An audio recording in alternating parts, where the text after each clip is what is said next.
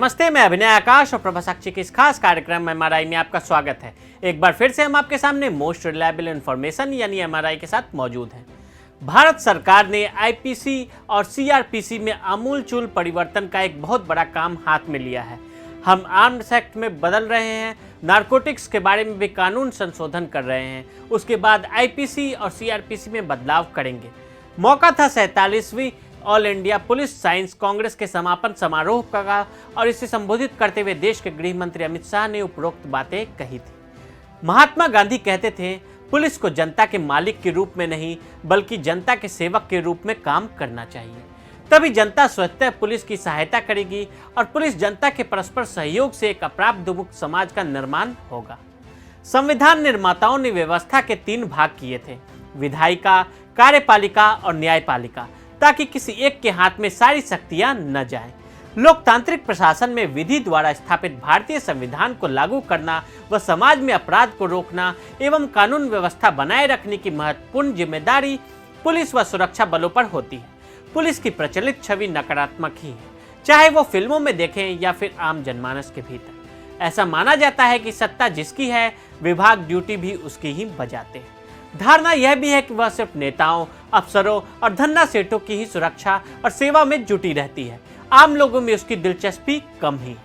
हमारी पुलिस आज भी 1861 की उस पुलिस संहिता से परिचालित है जो असल में 1857 के पहले क्रांति के दोहराव को रोकने के उद्देश्य से बनी थी।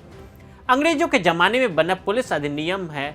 1861 में बने पुलिस अधिनियम के मुताबिक ही देश के अधिकांश राज्यों की पुलिस आज भी काम कर रही है। दरअसल इसे समझा जाना जरूरी है कि 1861 में बनी पुलिस अधिनियम की भूमिका पुलिस छवि को बनाने बिगाड़ने में कितनी भूमिका अदा करती है। भारत में आजादी की पहली लड़ाई के तौर पर 1857 के विद्रोह को याद किया जाता है। परित्रणायम साधुनाम विनाशय च दुष्कृताम, यानी अच्छे का संरक्षण, बुरे का विनाश, यूपी पुलिस का आदर्श वाक्य है।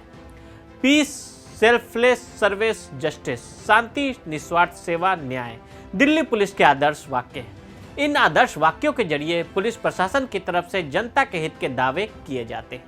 देशभक्ति, जनसेवा के ध्येय का दावा पुलिस करती है और हकीकत भी यही है कि समाज, राजनीति, यातायात, कला, संस्कृति, व्यापार, वाणिज्य, हर क्षेत्र में हमें पुलिस की जरूरत होती है।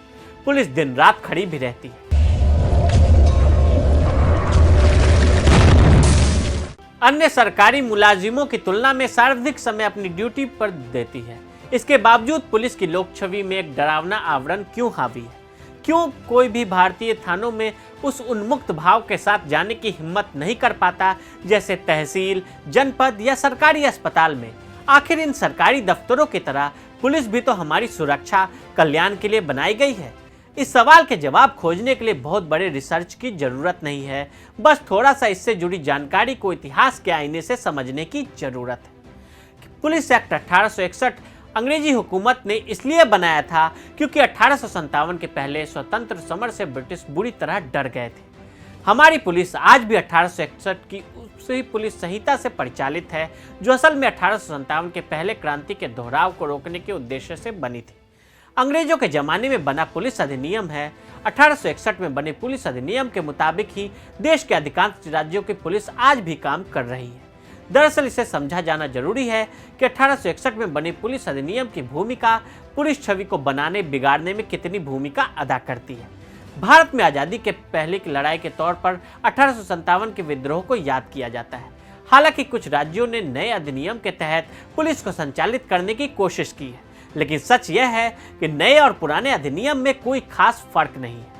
महाराष्ट्र और गुजरात में 1951 में बंबई पुलिस अधिनियम लागू है, कर्नाटक में 1963 में और दिल्ली में 1978 में नया पुलिस अधिनियम बनाकर पुलिस को नियंत्रित करने की कोशिश की गई।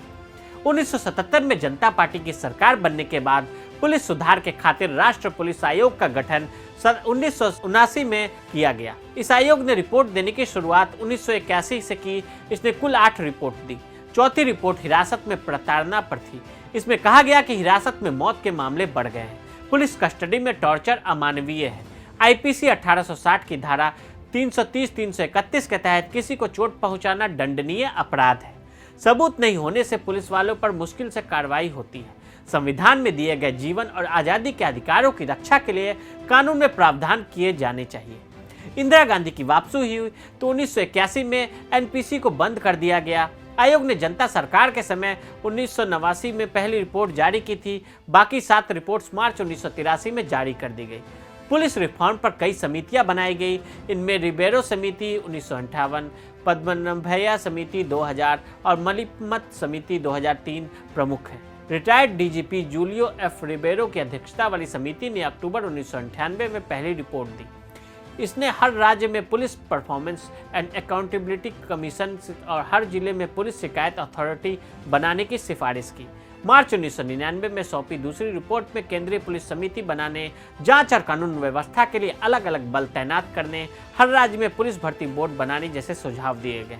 लेकिन यह सब रिपोर्ट ठंडे बस्ते में पड़ी है और पुलिस सुधार के लिए कोई ठोस कदम अभी तक नहीं उठाया जा सका।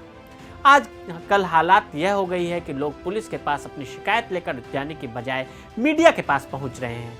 ये कहा जाए तो गलत नहीं है कि मीडिया ट्रायल के बढ़ते चलन के लिए कुछ हद तक पुलिस भी जिम्मेदार है। पिछले कुछ सालों से ऐसा देखने में आया है कि पुलिस का प्रयोग समय समय पर सरकारें अपने विरोध को कुचलने के लिए भी करती रही हैं। धरना प्रदर्शन के दौरान लाठीचार्ज हो जाना एक बेहद आम हो गया है। ऐसा करके एक तरह से लोगों के हाथ से शांतिपूर्ण विरोध करने का औजार छीना जा रहा है और परोक्ष तौर पर ही सही उन्हें हिंसात्मक विरोध करने के रास्ते पर आगे बढ़ाया जा रहा है। जब से देश में नई आर्थिक व्यवस्था लागू हुई है, तब से सरकार के इशारे पर पुलिस पूंजीपतियों के हितों की रक्षा के खातिर लोगों के साथ ज्यादती करने के आरोप भी लगते रहे।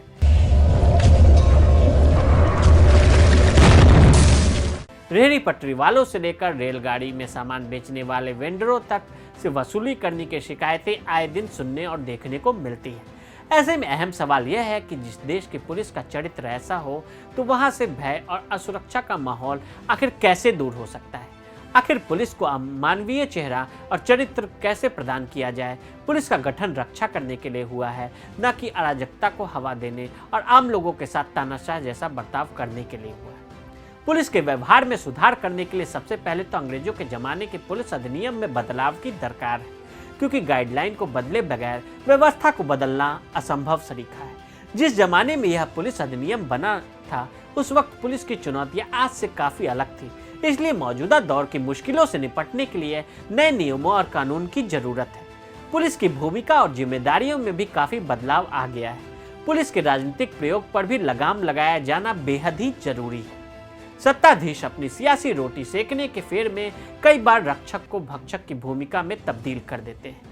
पुलिस के चरित्र में सुधार के लिए एक ऐसी व्यवस्था कायम होनी चाहिए जिसमें पुलिस के खिलाफ होने वाली शिकायतों का निपटारा जल्दी से जल्दी और निष्पक्ष तरीके से हो सके। कुछ एक मामले को छोड़ दें तो अभी हालात यह है कि पुलिस के खिलाफ शिकायत दर्ज कराने में लोग हिम्मत भी नहीं जुटा पाते, क्योंकि ऐसा कर देने पर पुलिस संबंधित पक्ष को प्रताड़ित करने के लिए नई नई तरकीब तलाश लेती है। इन सबसे ज्यादा जरूरी है पुलिस की मानसिकता में बदलाव लाना।